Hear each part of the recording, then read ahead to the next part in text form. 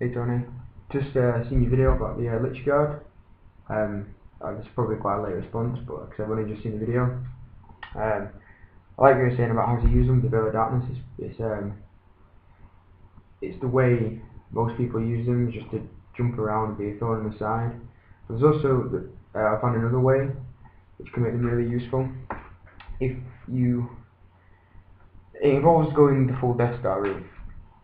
And it's a lot of points, obviously, because the models aren't cheap in the first place, and they need a lot of additional models attached into the unit as well.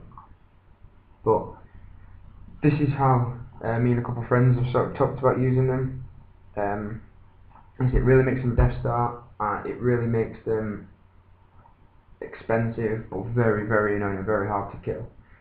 So you take the Unit 10 Lich Guard to start with, obviously. You need the big Unit 10. Take the dispersion shields, because like you were saying, you need that 4-pin run, because otherwise they're not going anywhere. And then we look at characters, because this is where the unit becomes horrible. So first of all, you need to start with Nemesaur Zandrek.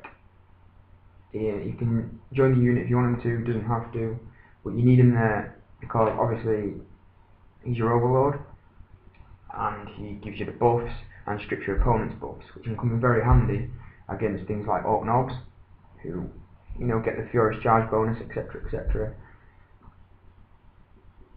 And other units that you can strip Feel No Pain from.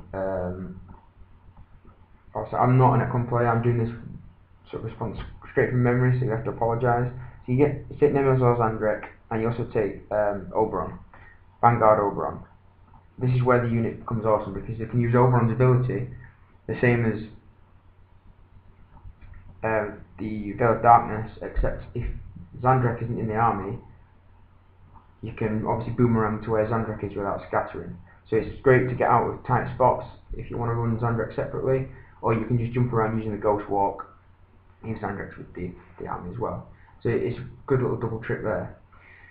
Then the third concept, or the third character to attach the unit, is a Cryptek with a Tremor Stave.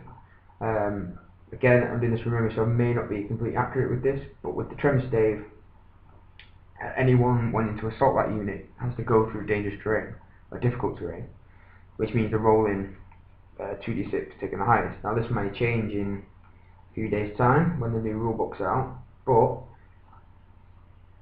that then makes it harder for them to be charged, and also it lets you minus D3 from their charge distance. So not only are they taking 2d6 difficult terrain charge tests, but you can minus D3 from the results. So you're very rarely going to be charged with that unit if you're careful with it. And then if you've got the points you want to go, then you can stick another Lord in there with the War Scythe to get the more damage output.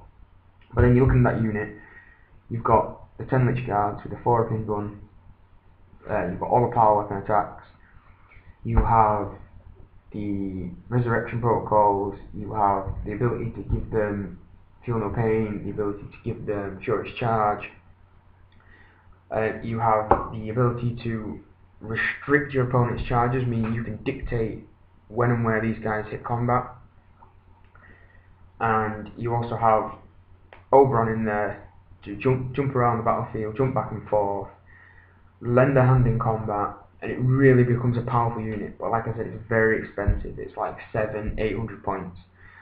So unless you're doing 1750 or you're putting all your eggs in one basket, I wouldn't, you know, it's not great. But 1750, 2000 points, a unit is very, very powerful. So it's just another sort of concept that wasn't mentioned, is you can make the big Death Star, you just got to attach the right characters in there. So yeah, that's my response. Look forward to the next one.